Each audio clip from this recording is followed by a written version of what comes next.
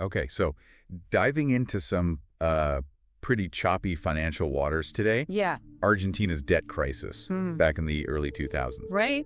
We've got your stack of sources right here. Okay. And this is some serious stuff. Yeah, this is not your average econ textbook chapter. No. It's a wild ride. We're talking record-breaking default. Yep. These groups called vulture funds, Right. and enough legal wrangling to make your head spin. All right, so to really grasp this whole thing, we got to rewind back to 2001. Okay. Argentina's economy, it's a mess. Total chaos. And they're forced to default on almost, what is it, like $100 billion in debt. It was unprecedented, the largest sovereign default the world had ever seen. Can you imagine the pressure on the guy tasked with sorting this out? Oh, absolutely. Roberto Lavagna, he was Yeah. Argentina's minister of economy at the time, and he was in the hot seat. Yeah. Everyone's watching, everyone's waiting, what's he gonna do? Right. And his solution, well, let's just say he wasn't afraid to play hardball. Okay, so Argentina is basically saying to its creditors, look, we can't pay you back in full, so how about, what, like 30 cents on the dollar? Yeah, essentially a take it or leave it proposition. And what did the creditors say to that?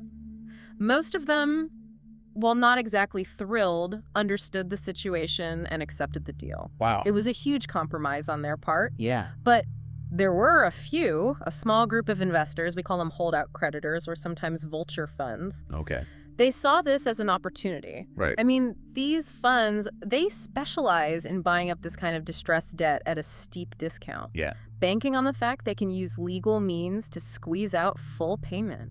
Even if it means playing hardball with the country already on its knees. Even then. Wow. So who are we talking about here? Who are these players? Well, one of the major ones, and the one that really dug in their heels, was Elliott Associates, led by this financier, Paul Singer. Okay. They had this reputation Yeah. for being, shall we say, assertive in their tactics. And they were prepared for a long fight, a legal battle that would drag on for over a decade. So they refused to take the deal. Oh, absolutely. They saw a different path to victory, and it all hinged on a seemingly insignificant clause buried in the bond contracts. The pari passu clause. Pari passes. That doesn't exactly roll off the tongue. No, it doesn't, but trust me, this little legal term, it became a game changer. Okay, so break it down. What does pari passu actually mean? It essentially means equal footing. Okay. It basically says that all creditors should be treated equally. So how did Elliott Associates weaponize this equal footing idea?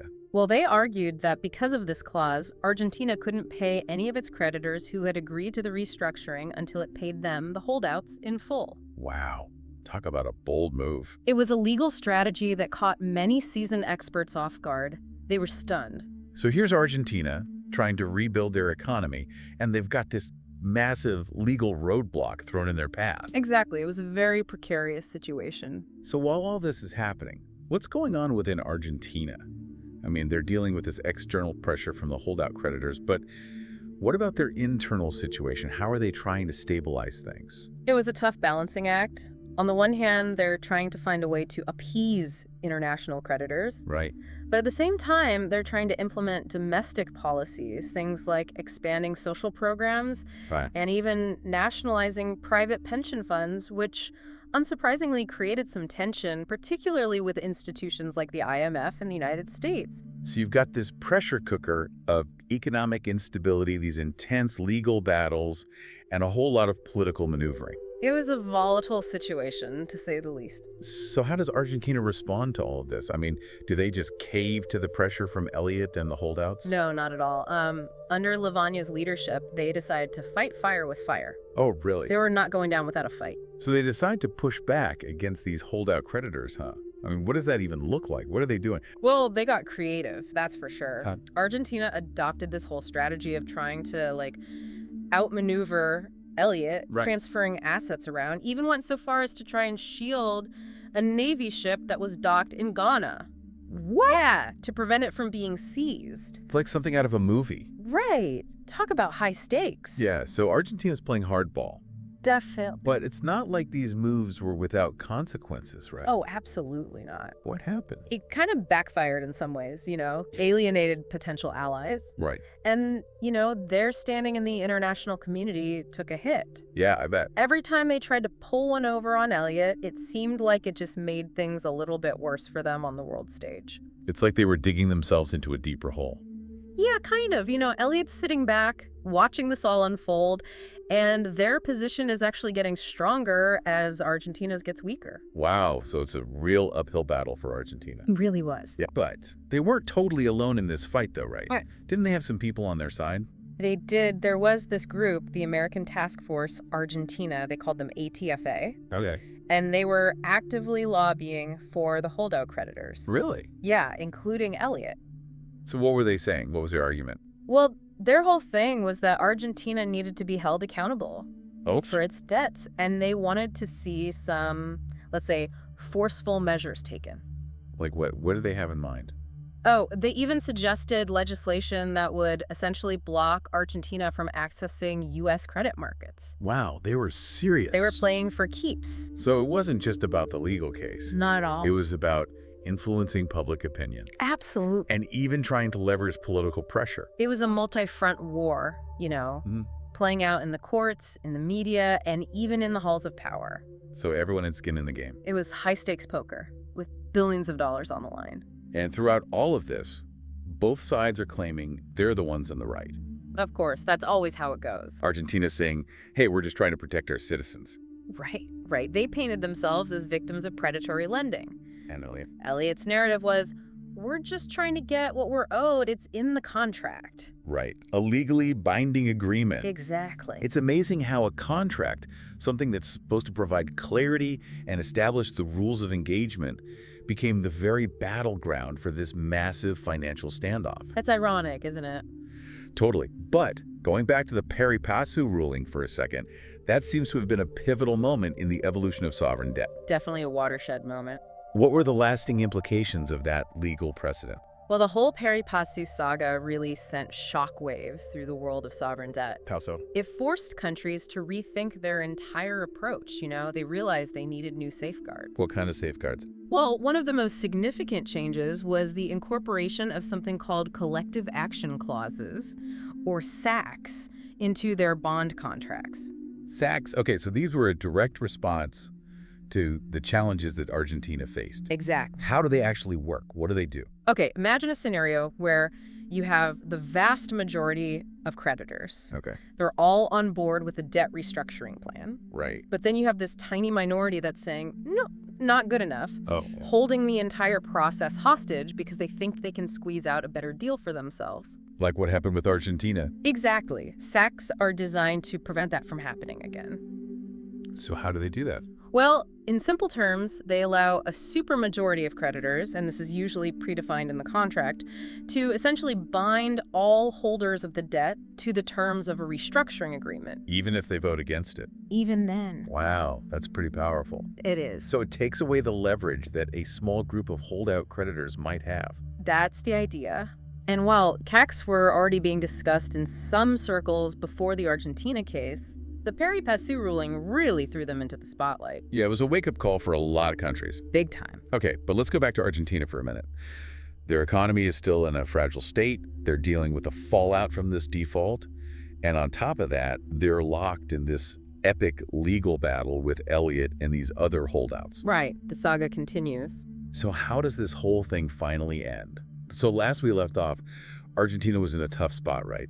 They're stuck dealing with these holdout creditors, all while trying to get their economy back on track. There's a long road back for them. So how do they finally break free from this whole mess? Well, remember Daniel Pollock, the special master appointed by the court? Yeah, the mediator. Right, he ends up playing a crucial role. Okay. I mean, Pollock was known for being a straight shooter, and he wasn't afraid to cut through all the legal jargon to get to the heart of the matter. So he's the one who really pushes for a resolution. Exactly. He understood just how high the stakes were. Yeah. He knew that if this thing dragged on much longer, it would be disastrous for Argentina, just cripple their economy even further. So what does Pollock force them to make a deal? How does it work? Well, by this point, it's 2016.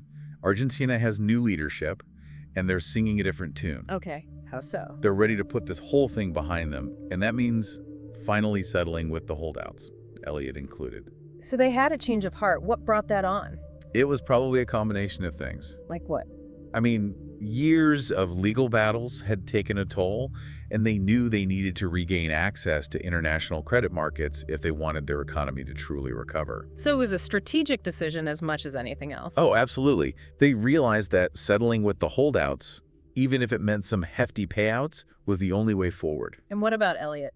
Did they get what they wanted? Well, the exact details of the settlements are still pretty hush-hush. Right. But it's widely believed that Elliott, along with the other holdouts, walked away with a pretty substantial return on their initial investment, I bet. But what about the original creditors, the ones who agreed to the restructuring back in 2005? Right. They must have been fuming. There were definitely some hard feelings there, and understandably so. I mean, they took a huge hit, accepting pennies on the dollar. Yeah. And then these holdout guys come along years later and make a killing. It's not exactly a picture of fairness. No, not at all. Although Argentina did try to address this potential problem back in 2005. Really?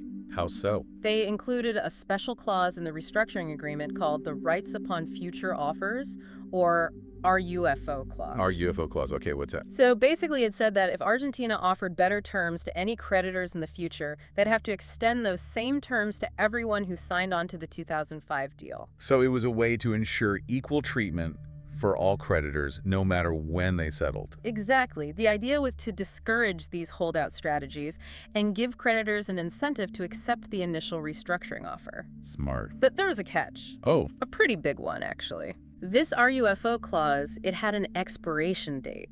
December 31st, 2014. So by the time Argentina starts settling with the holdouts in 2016. The RUFO clause is long gone.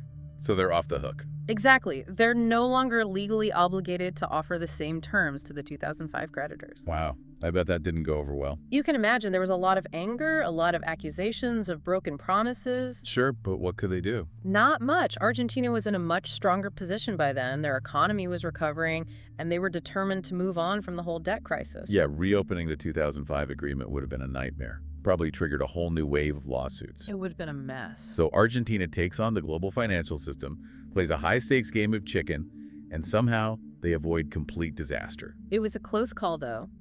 But there were consequences. Oh, definitely long-lasting ones. This whole Argentine debt crisis, it really makes you think, doesn't it? It really does. It's a cautionary tale about so many things. Yeah, like what? The sheer complexity of sovereign debt, the potential pitfalls of these aggressive investment strategies, and the delicate balance of power between countries, creditors, and the courts. It's a reminder that the global financial system, it's not all neat and tidy, is it?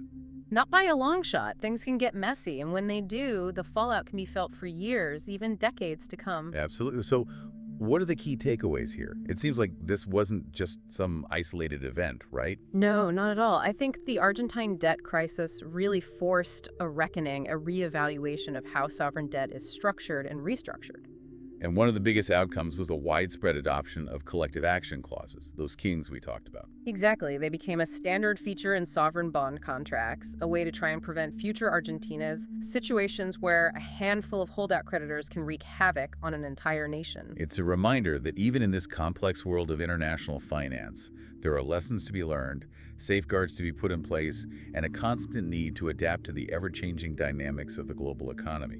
Absolutely. It's a complex ecosystem, and understanding these dynamics is more important than ever. Well said. And for anyone listening who's feeling a little lost in the weeds, don't worry, it's complicated stuff. It really is. But that's the point. These issues matter. They have real-world consequences. They do. And Argentina's story is a powerful reminder of that. So, yeah, pay attention, folks. This stuff affects all of us. It really does.